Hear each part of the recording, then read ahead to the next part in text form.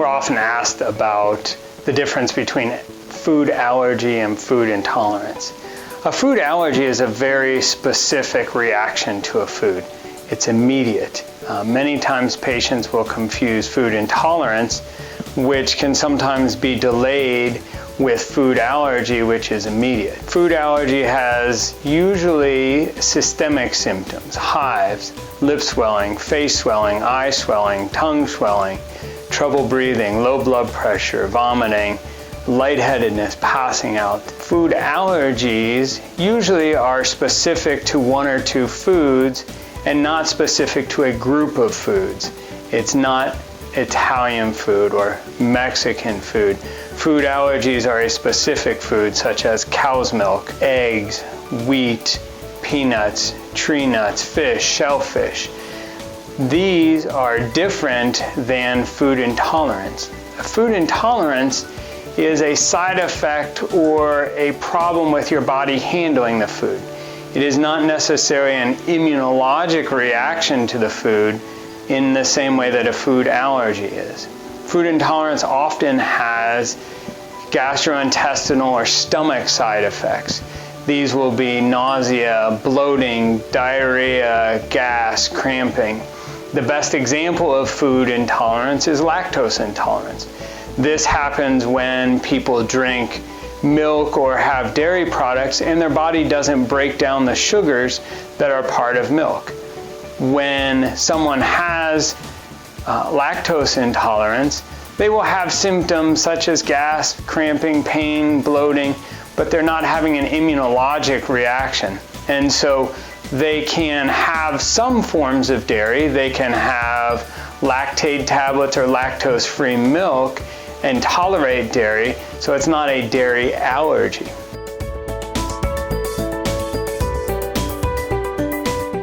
Other common questions we're asked about foods include, is this food causing my nasal symptoms? Foods will not cause isolated nasal allergy symptoms, congestion, sinus problems, or sinus drainage. In fact, studies have been done that have shown that milk does not increase the amount of mucus that you produce. So despite old tales that milk increases the amount of mucus you produce, studies have shown that milk does not increase mucus production or lead to more trouble with the common cold.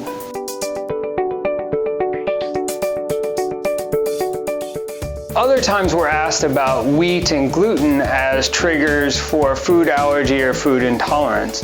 And there are really three categories of reactions to gluten. There is wheat allergy. These are people who have immediate allergic reactions to wheat. Again, they will have hives, swelling, vomiting, low blood pressure, trouble breathing, throat closing, tongue swelling. These can be life-threatening in the same way that an allergy to shellfish or peanuts can be life-threatening. A second type of reaction to wheat is celiac disease. Celiac disease is an immunologic reaction to wheat, but is not a food allergy. It is a different part of the immune system that reacts to the wheat protein, gluten, and will trigger a variety of symptoms throughout the body.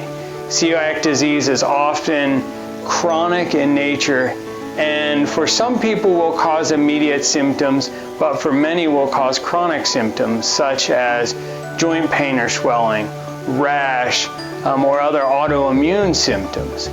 The third category of reaction to wheat or gluten is gluten intolerance. And there is no good test for gluten intolerance except for how you feel when you eat wheat or gluten-based products. People who have gluten intolerance come to that diagnosis by excluding gluten from their diet, seeing how they feel, reintroducing gluten, finding if symptoms come back, and then taking it out again. Allergy testing and celiac testing do not test for gluten intolerance. It is a clinical diagnosis, and so testing for allergies will not test for gluten intolerance.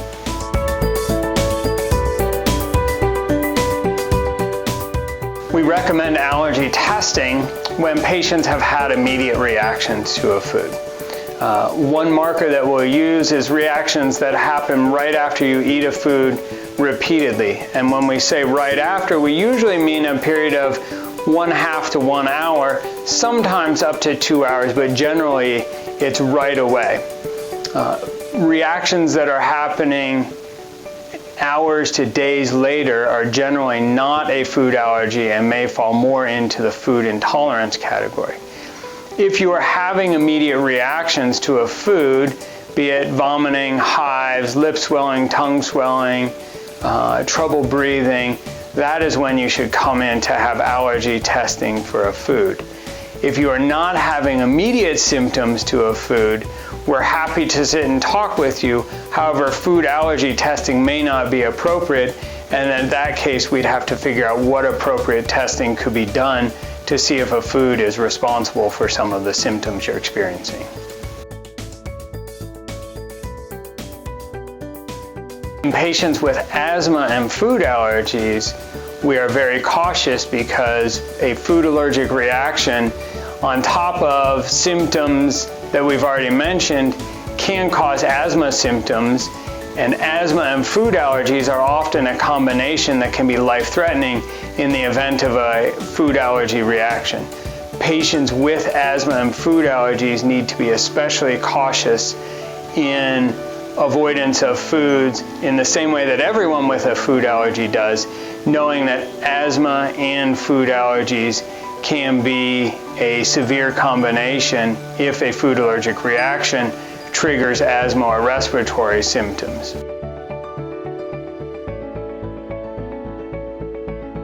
Another question we're often asked is, when do I need an EpiPen? A food intolerance is not an immunologic reaction and does not require that you carry self-injectable epinephrine. A food allergy is treated with epinephrine. Anaphylaxis or food allergic reactions are treated with the injection of epinephrine to help slow or stop the progression of a reaction. A food intolerance does not need an EpiPen or epinephrine.